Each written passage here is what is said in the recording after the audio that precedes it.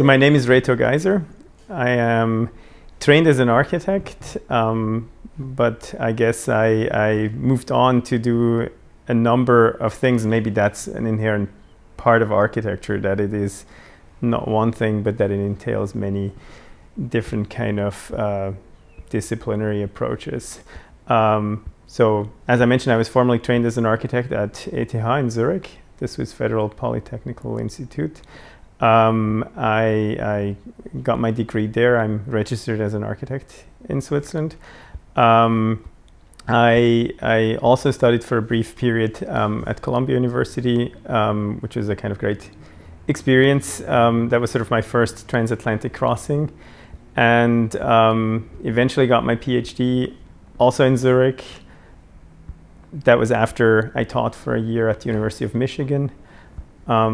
And then eventually started teaching in Switzerland and followed a call again across the Atlantic and ended up here in Houston back in 2011, so almost 9 years ago, and have been at Rice since then.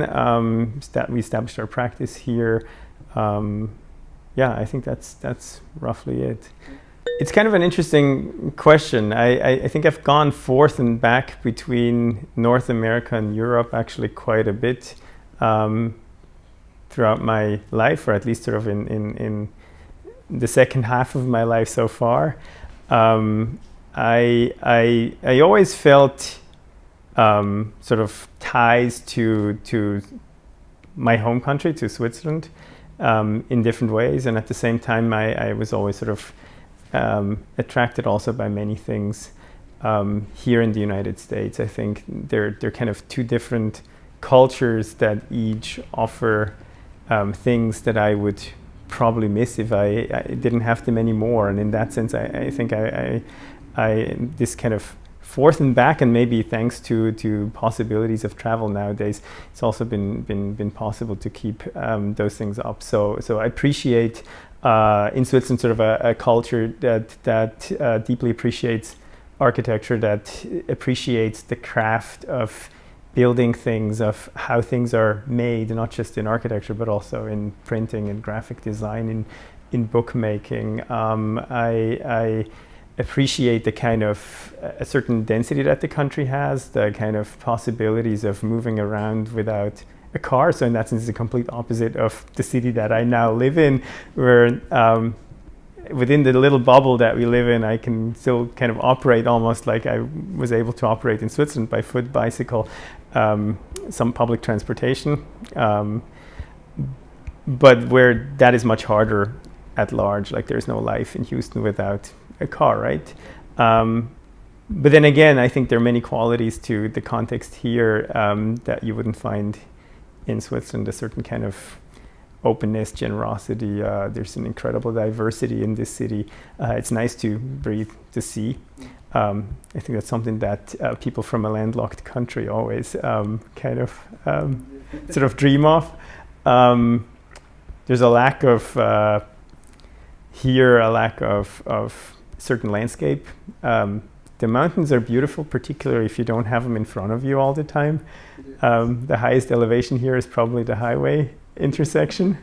So I don't know. There are many things, but I don't think I could sort of nail it down to one spot where I feel at home. I think it's more about people than it is about a particular place. I probably couldn't live somewhere remote, far off from everything. I've always lived in cities, even if they were small places initially, and I appreciate being in a place where a lot of interesting people kind of come together.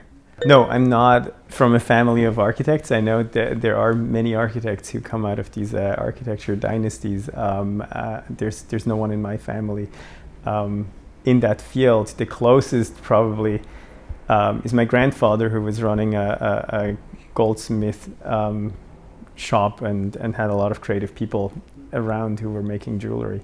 And I was always fascinated as a child, sort of seeing that in motion. But my dad's a mathematician, so there's maybe a certain connection there, but I think it's a combination of things. It's a good question. I think I got sort of more and more attracted to architecture through experiences that I had, I don't know, from some kind of medieval architecture in the town I grew up in, Bern, to then sort of doing trips, seeing things, including like La Tourette and or Ronchamp and or even like contemporary buildings in some of the kind of urban contexts around where I grew up, and there was a sort of fascination, but initially it wasn't clear to me that I would become an architect. When I started high school, I thought I would become an interpreter, and I was totally into languages, and they so far came in pretty handy. It helped to kind of communicate with people. In that sense, I don't regret that, and it was a decision that came sort of very late in high school. I think like most people, or like many, I assume, I basically was procrastinating going to high school, so I wouldn't have to decide what to become earlier on. And this is maybe also, I mean, this is one of the great things about architecture, again, that it is not so one-directional, right? It is such a broad field that within which you can find your own niches and kind of develop your very own trajectory. And I think that has been super fascinating, and I think I'm fortunate that I could turn sort of my passion into my profession. So yeah, there's not that much choice in Switzerland. There are essentially 3 schools. There were actually 2, and just when I started studying, Mario Botta's school in Mendrisio was about to open, or just opened, and it was unclear where that was exactly headed. And so I had the choice to either study in Zurich, which is German speaking, or I could go to EPFL in Lausanne, the French speaking school. And I literally visited both schools and was more drawn to Zurich. But it was a no-brainer to basically study in Switzerland, because education is pretty much for free, and they're great institutions where you get a decent education. So at that point, I was not thinking of going somewhere else to kind of do that. But you also decided to do your postgraduate in there. That's true. Yeah, that's a good point. So yeah, I did do a semester of exchange in New York, and that was fantastic. But it also made me sort of aware that in terms of architectural education, that there are differences, and at the same time there are also many things that are actually pretty similar in even across different kind of cultural places or different kind of geographic areas, which I thought was pretty interesting. And then I was basically, for me, it was clear after my master's degree that I wanted to get some kind of like some distance, figure out where I wanted to go, and that's when I started teaching. First a year in Basel, where I was doing research at ETH Studio Basel with Jacques Herzog, Pierre Demeron, Roger Diener, and Marcel Meili. And that was a super formative kind of period for me in terms of working on the research projects in an applied way. And then I moved on to teach independently at the University of Michigan as a fellow, like as one of these fellowship programs. And that was another kind of really decisive moment to really kind of decide I wanted to kind of pursue that kind of academic track. And then there was this wonderful funding opportunity in Switzerland that helped me fund my PhD research, including a lot of stays in the US. I did research in over 20 archives, sort of across Europe and the United States, predominantly in the United States. And I think that was one of the big sort of advantages of the Swiss context, where the National Science Foundation actually also funds, like pretty significantly also funds humanities research projects, and we're also from the universities, and there was a lot of support. And so that was essentially kind of super attractive. Plus, I decided in that kind of stage that I wanted to kind of work on Siegfried Gideon, whose archive is in Zurich, and in that sense, it made sense to kind of pursue the degree somewhere close to where these materials were, and also had great support from my doctoral advisors, Andreas Tönnesmann and Stanislaus von Moos, and those were also people that I really wanted to engage with. So yeah, that's how I ended up there. But yeah, it's a great question, and it's potentially also one that could probably expand pretty significantly. I think there's no doubt that I think we all are influenced by many people, some of them maybe more knowingly than others. For me, there are a number of people who had a kind of very significant impact on how my path forward moved. So, for instance, one of them, Marc Angelou, my first year professor in when I went to School of Architecture, who taught in a way that basically really sort of incited our curiosity around many things, and I think who always offered us way more than we could chew, and that really sort of, I think, at first led to maybe some form of kind of being overwhelmed, but I think long term basically opened up all these kind of different doors, even if it was just a tiny bit at times, of things that I would sort of later on pursue, and he has been I think a mentor, throughout my career. Very important kind of person in my development is Bruce Mau. I worked with Bruce Mau, and that was essentially the way in which I started to kind of learn about graphic design, how I started to learn about typography, which has significantly shaped the way we are now practicing, and the interests that I have in architecture, interests that are at the intersection between graphic design and architecture, and also a sort of approach to design and architecture that is incredibly collaborative, and to kind of find ways of working in meaningful ways with others, which was really lived day to day in that office. And in that sense, I'm super grateful for that experience, and I think it's really sort of opened my eyes, and it's kind of shifted the way I worked, and then my PhD advisors were both very kind of instrumental. But then there are of course also people you look into. I mean, if you spend, I don't know, the time of a PhD looking at a figure like Siegfried Gideon, the architectural historian, it's not that I would say I ever that his thinking sort of directly kind of is reflected in things that I would do, but I think knowingly or unknowingly, indirectly, you kind of, you see certain things that you're fascinated by, and they have a certain impact. So some of his aspirations, for instance, to kind of increase architectural literacy, to teach students of all walks of life, from many different disciplines, in sort of the basics of what architecture could mean, and this kind of aspiration to in the post-war years especially, to kind of create a more broad acceptance for the field, I think are things that are completely relevant to this day, and that I think we as architects sometimes maybe have to kind of think about a little bit harder again, and like in what ways we reach beyond our own kind of group that we're comfortable with, and in what ways we can affect people outside of the field. So being in a city like Houston, and you just told me 5 minutes ago that you don't like the city so much. I hope you're not going to cut that out.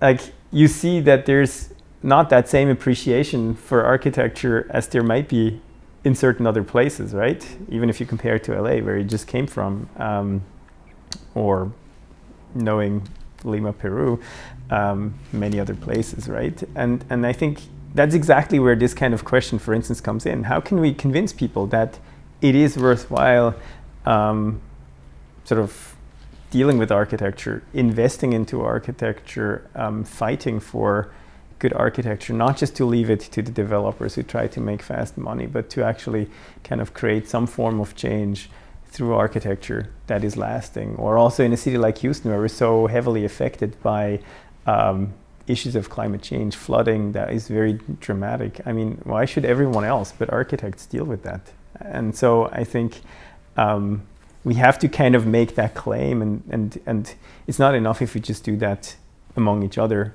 and we preach to our own little choir, but I think we have to find ways in which we can kind of communicate to others outside of our field. And I think those are things that you can pick up. And I think another figure in that context would be the Swiss writer Max Frisch, who was initially trained as an architect at ETH. He was trained as an architect, and around World War II then started to kind of shift more and more into literature and to the broad Swiss population. He's known as Max Frisch, one of the most eminent writers in German literature within that cultural context, not as an architect. But it's really interesting to see how he has kind of shifted in a much more political role. I think many ways in which he looked at things have remained the views of an architect, but he found a different medium to kind of express that. And he became much more political, and I think that's inspiring too, that there are ways in which architects can also sort of speak up on that level, right? There's a huge disconnect between what people in general perceive to be an architect and what we maybe understand as what an architect does. I think architects have an amazingly high recognition in the broader public. It's like one of the kind of admired professions, and you can see that through certain surveys that are made. Curiously, nobody wants to pay too much for that service. That's where the kind of respect already starts to kind of go down, right? And I think people have also widely different kind of ideas what an architect does. Education is different from place to place, and there's certain kind of educational traditions that we probably tap into in many places. But I think education also has to be flexible. Education has to be evolving, and I mean, there was a very strong kind of Western bias for a very long time, and I think this is gradually kind of slowly, maybe not fast enough, but it's kind of like being challenged, right? And it's breaking up,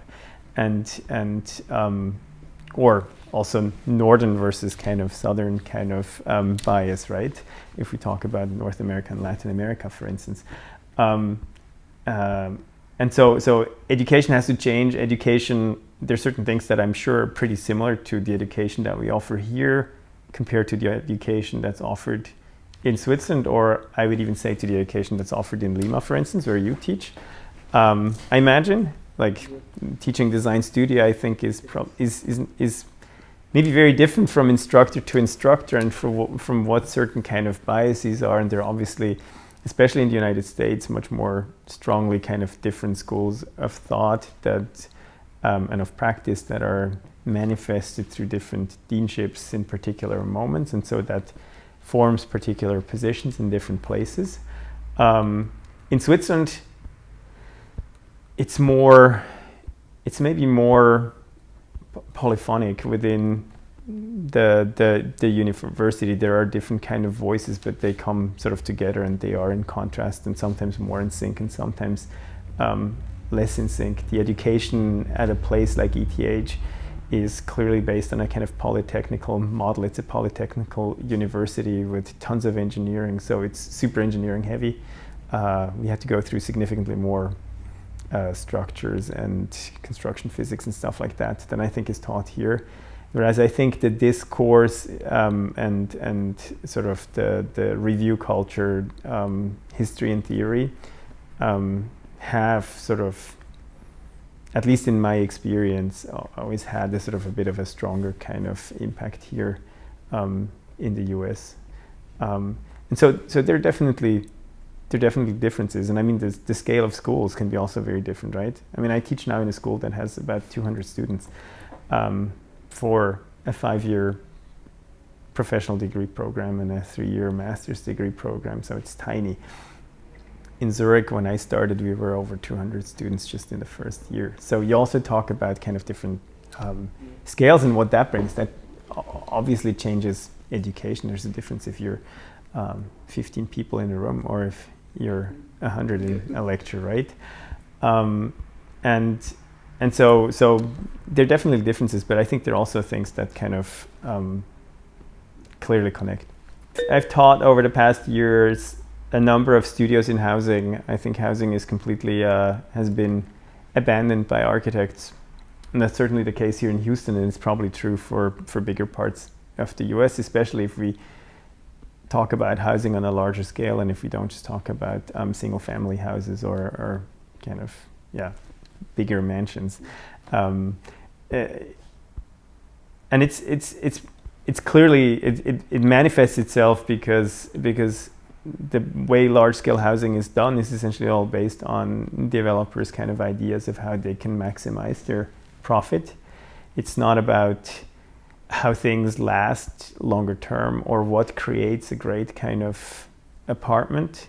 It's all based on how can you reduce facade surface, how can you sort of be most efficient in squeezing in what you need to squeeze in, and you end up with units that don't even have windows in certain rooms, which I think is horrific, right? And so I think architects have been clearly sort of kind of pushed out, and I think we have to find our way back in. And the question of housing, I think, very closely relates to questions of density. Houston's the least dense of the 4 large American cities, so it's less dense than LA, and well, obviously also than New York and Chicago. That means we actually occupy a much too large footprint, and Houston's growing. So I don't think there's a possibility to just kind of endlessly grow further out to the periphery in that kind of model of endless sprawl. And so this question of density really comes in, and that basically also brings up the question of interesting, denser forms of living. I think it brings in the question also of kind of thinking more and more again about also us as a kind of collective. How do we live with other people? Which I think has become more and more of an issue that we have to tackle. It's easy enough to just separate you out with having this kind of virtual access to the world rather than being confronted with one another more directly.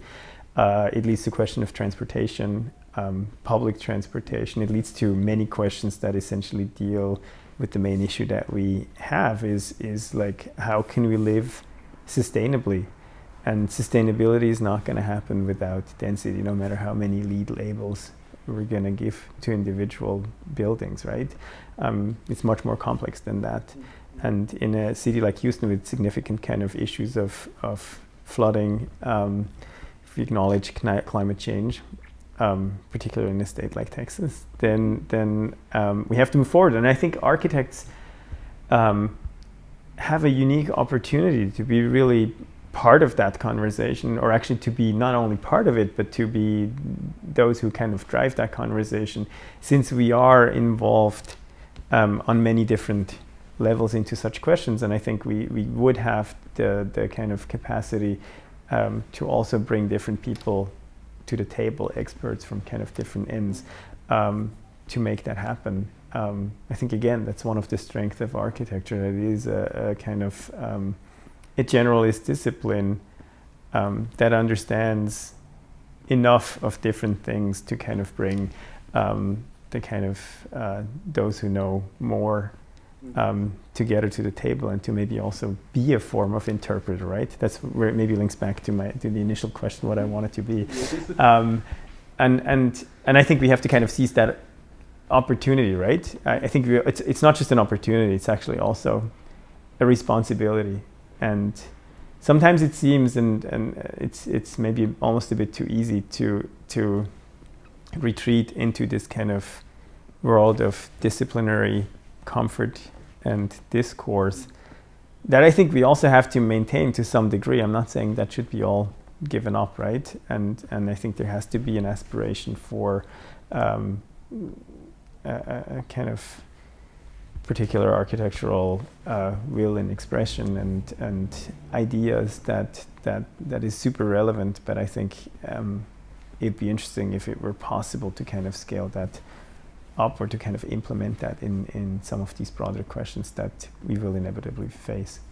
Yeah, I think it's challenging. I mean, it's kind of telling that most of the work that we do in our office is at this point, and it's partially because we also seek that, but it's installations, exhibition design. We do quite a bit of graphic design, book design, and we like doing that. But we did have a project for, I think, a pretty interesting house that we wanted to build here in Houston, and unfortunately, clients' needs changed, and that kind of didn't come through. But it's hard.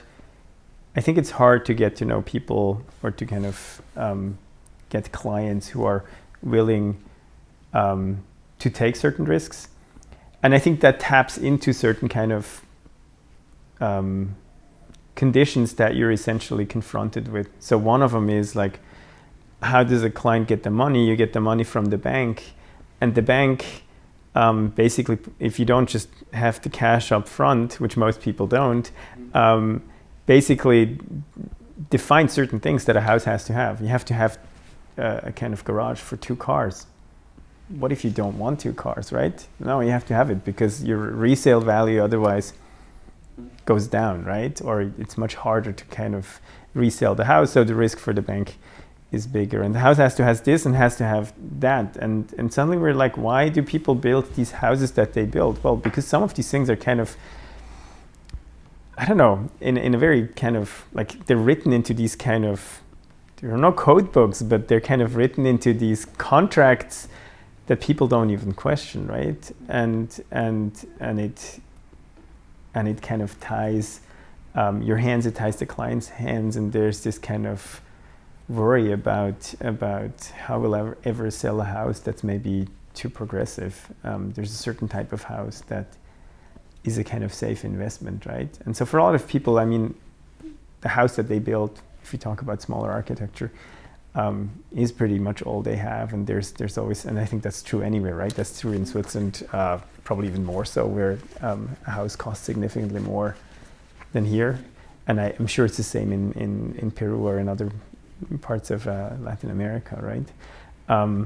But so I think that's one end, is like sort of how things work on that residential end. And I think it's fair to say that Houston isn't Los Angeles when it comes to also like how people are culturally kind of I don't know, embedded, or what kind of things they see and sort of understand as possibilities.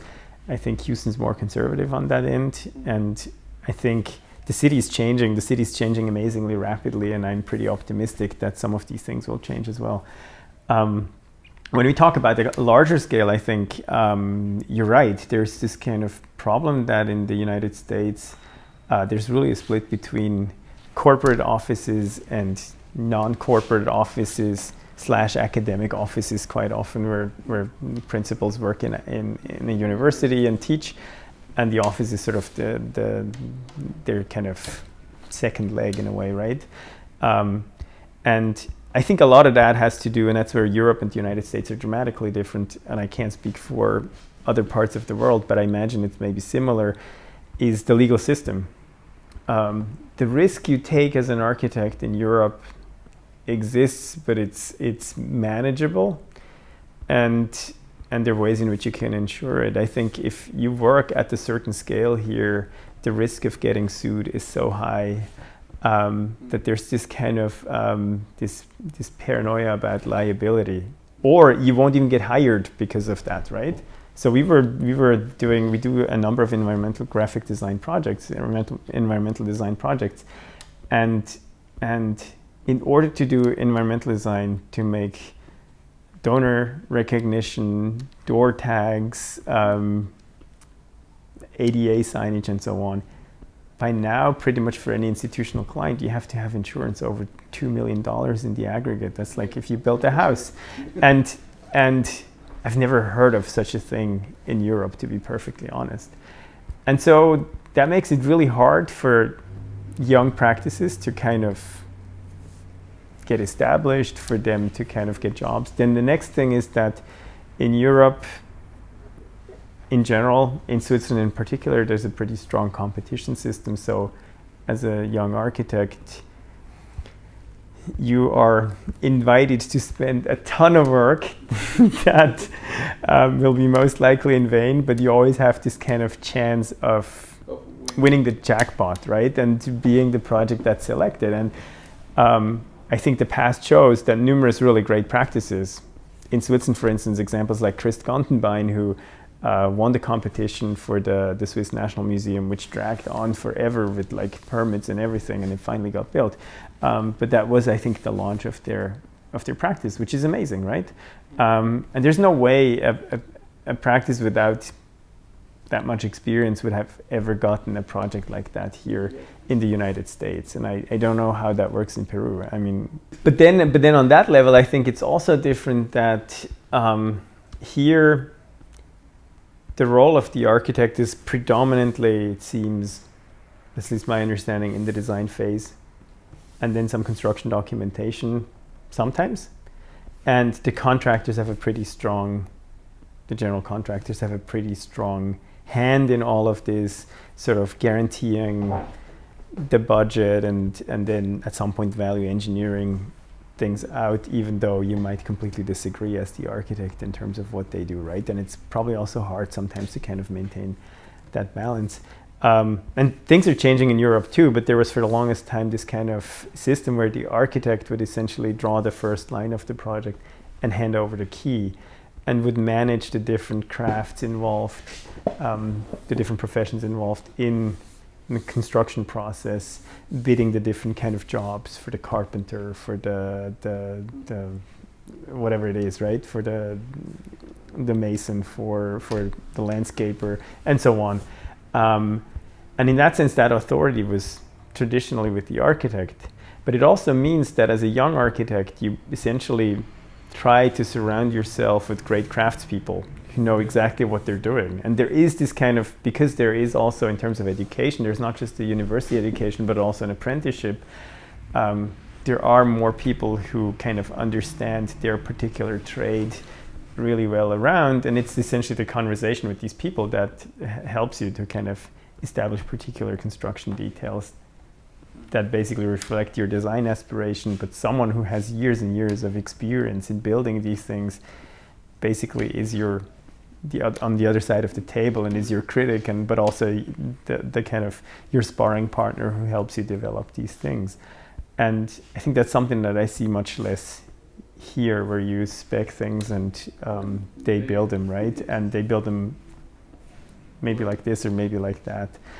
So I think there are different kind of cultures of craft also involved. And I imagine, that's at least my understanding from when I visited Peru and what I sort of envision also with Mexico, that there's a kind of different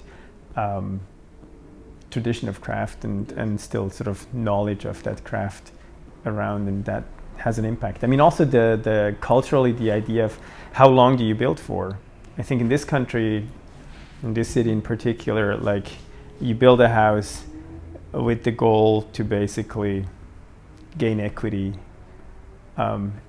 resell the house, build or buy a bigger house, and you kind of, that's how you essentially sort of move forward. Or also, I think what is also something I find super amazing about America, like how mobile people are.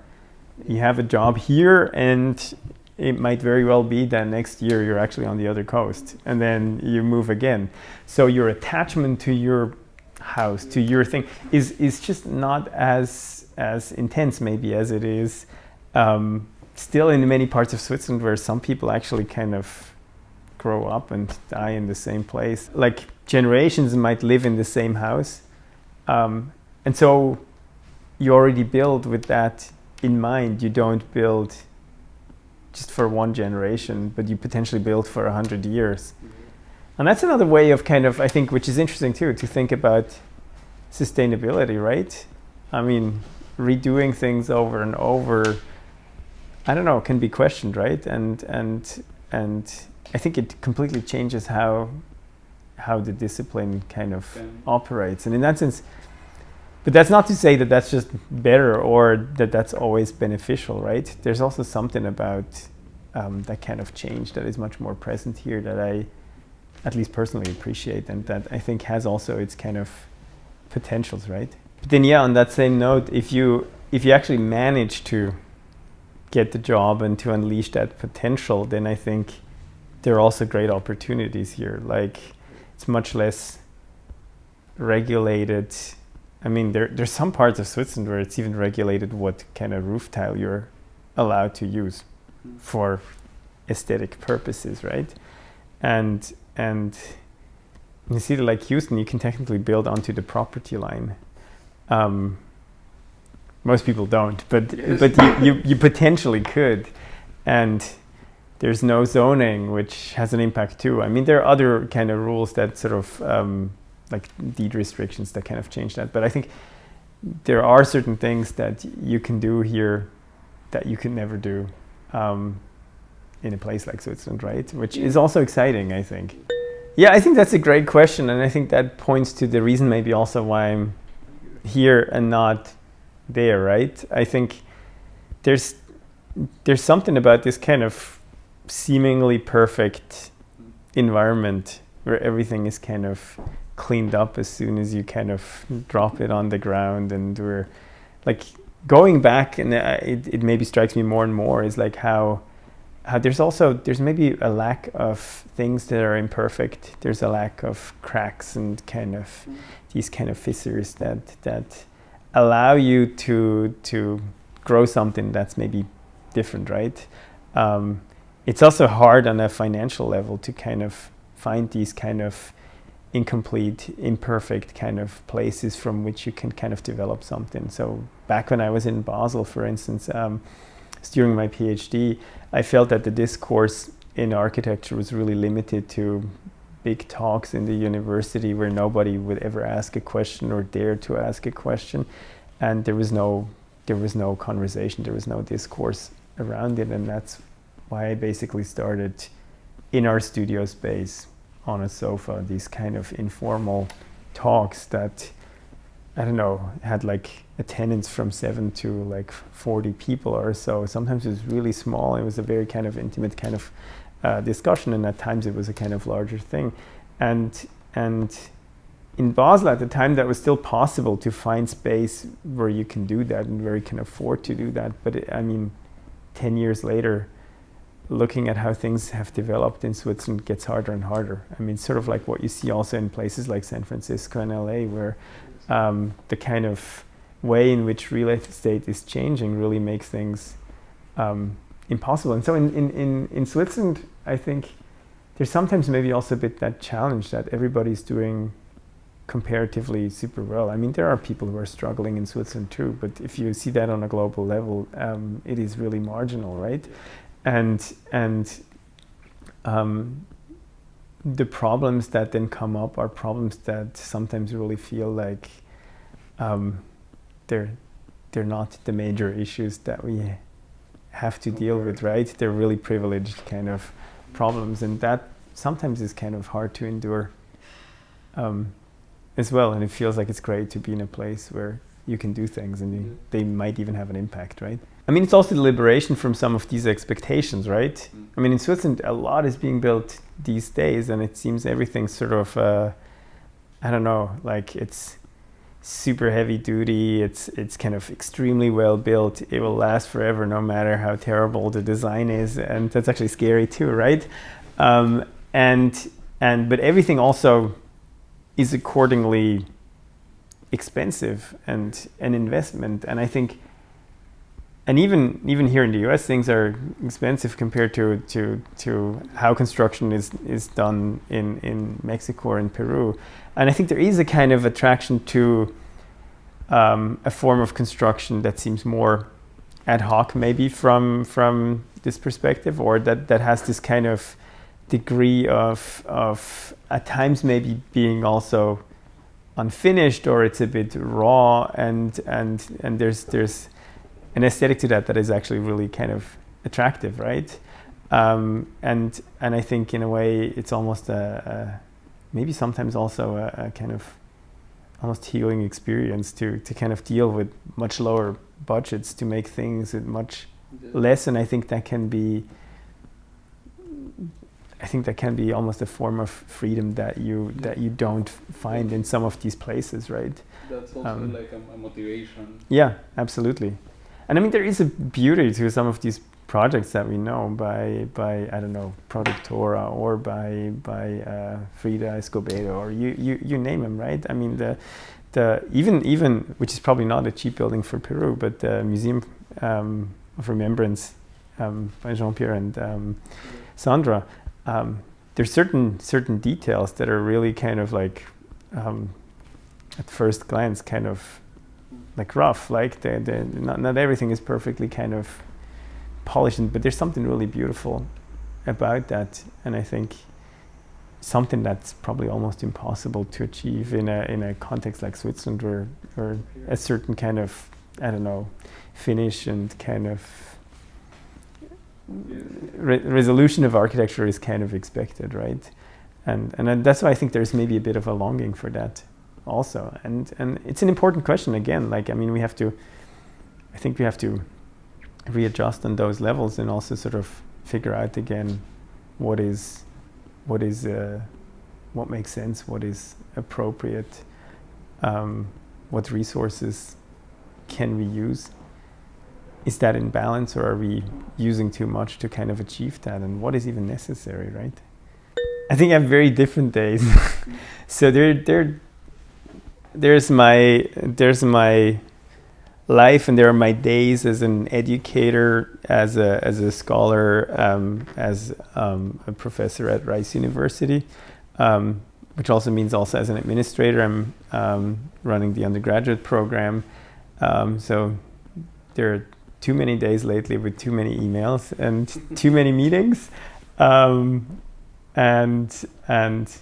there are also great things about that, like thinking about architectural like education, thinking about reshaping some of that, being in touch with next generations of architects and having an impact on what they get excited about, what they look at, I think is extremely rewarding. So those are some of my days. The days in the practice here are very different. We just finished last November an exhibition design project for the CCA in Montreal, an amazing exhibition curated by Jean-Louis Cohen, architectural historian, on Americanism in Russia, and contains, I think, between 400 and 500 objects. So it's a very kind of rich with materials and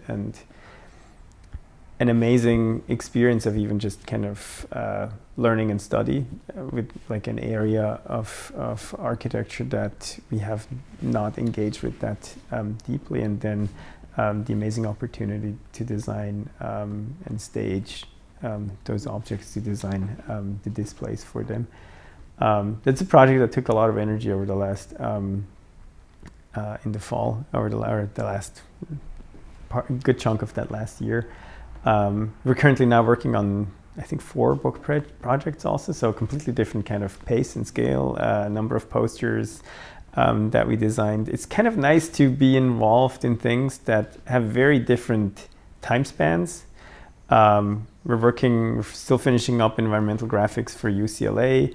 We're just starting to work on environmental graphics for the campus of the Menil collection. We've done that part for the Drawing Institute in collaboration with Johnson Markley, and we're now working to kind of expand that to the whole neighborhood, which is exciting. That's a project where we essentially start off even just kind of doing the basic research of what might be needed and kind of interviewing different constituencies.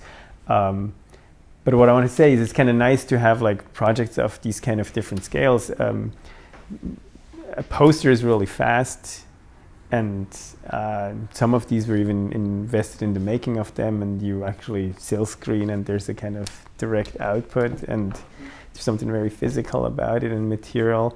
There are other projects that are much more sort of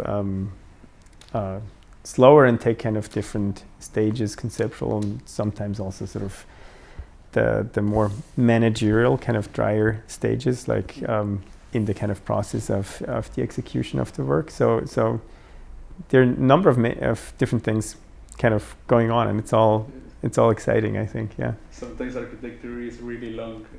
To be Exactly. honest, it's really Exactly. That's what always drew me also toward the kind of graphic design end of things. But then same actually is true for research. I mean, I don't know, the dissertation, including the book project, that I don't know, was probably like a decade of my life, right? And it's really long, and by the time your book is out, it's this kind of relief in a way and excitement, but also it's almost anticlimactic. You've been through so many phases and then finally it's out there, right? So there are these kind of like really long things, and then yeah, it's good to have as a counter to that also things that are on a different timeline. So I think we have a good distribution of sort of short term, medium term, and kind of long term projects, and I think that's what keeps the days super exciting. I think one of my biggest privileges, I always say, is that ever since I entered school, I never left school. And that's what I love about teaching, that it's this kind of continuous process of learning. I mean, that's the beauty of being a professor. You get paid to learn more. What else could you ask for? And so I essentially started teaching as a teaching assistant when I was in graduate school, my master's, toward my master's degree. And that's really how I got sort of into it, and I got more and more excited about it. And then began kind of teaching pretty much after I graduated. Then started teaching independently through the fellowship in Michigan, and I've literally taught ever since in some way or another. Architectural criticism in Zurich before I came here, collaboratively with Martino Stierli, and then started teaching here. So in a way, it's been a sort of education has been a sort of constant part of my first of my formation, obviously, and then of my work. I am kind of fortunate to be able to teach here both in history and theory and in design. And that's what's really attracted me to RISE, where this distinction is not, it exists to some degree, but we're not siloed out as architectural historians and theorists into our own kind of sort of subgroup. And so it was clear from the beginning that I would not only be teaching sort of core history theory courses, but that I would also teach design studio. And that's what I've done over the last years. And only since I became the director of undergraduate studies, I basically stopped teaching studio for the moment. I look forward to picking that up again to kind of accommodate all these kind of other things that I have to do. So I teach a survey course, or not survey course, an intro course, Introduction to Architectural Thinking, in the fall. That's a mandatory course for all incoming freshmen and also for the graduate students. So it's undergraduate and graduate students at the same time. And it's been a lot of fun to teach that. It's a course that's organized by debates, themes that have shaped architectural discourse over time. And so in each one of the weeks, we look at a different debate. And I try to kind of frame it from two different ends that basically shows architects in a discourse, and also try to show how that discourse evolved over time. So it's always looking back and then also looking at the present, and to basically also show how some of these things that we still talk about are not necessarily new, but there have been previous versions of that discourse with different opinions and different kind of positions, but it's not that it just cropped out of nowhere, right? I think one of the most interesting, but at the same time also most challenging and maybe most hardest things to learn is to basically figure out how to collaborate with clients. I think it's super critical to what we do. But they are all different. They're all human beings with very particular kind of positions of ways of working, and you basically that has to work pretty much from day one once you meet a client, right? Because if you don't hit those chords right, that tune is off, and that can completely jeopardize a project. And I think that has been a kind of learning curve. I mean, I think we generally do okay on that level, but there are always kind of, and the bigger projects grow, or in the ways in which they kind of hit sort of certain institutional contexts, you just start to kind of realize other layers of complexity that are in there. And so, for instance, with our environmental graphics projects, we had to realize that development is one of the kind of key issues within that. Donors have to be recognized, money has to be raised, and that's an intricate part of environmental graphics. And I think we underestimated that initially, how much that would basically define some of these conversations. And there was a steep learning curve, but I think it's what makes it also interesting. And maybe that's also the second part of your question. What do you want to learn? I mean, there are many things that would be exciting to know and that I would want to learn, but like, I think in a way that list also keeps expanding. I don't think I'm nowhere near the point where I don't want to learn anymore. And I think if I ever hit that point, I think that should be the end, right? In a way, I think it's critical to kind of move forward and to kind of keep that curiosity about things, and to kind of consistently stay on your toes. And I think, again, that's to me, that's the most brilliant thing, or the most the thing that I'm extremely grateful for being an educator. Like, you're surrounded by people who are sort of at a different point in their sort of development toward becoming an architect, and it sort of makes you aware of how kind of coming generations start to kind of see things. And I think we're still young enough and have enough time ahead of us that there's no time to kind of pause or to kind of lay back. But on the contrary, I think it's you're challenged to kind of move forward and learn things as they come. And so I think there are many more things that I probably don't even know yet what they are, that I will want to learn in order to be part of a discourse and to be able to continue to contribute to discourse.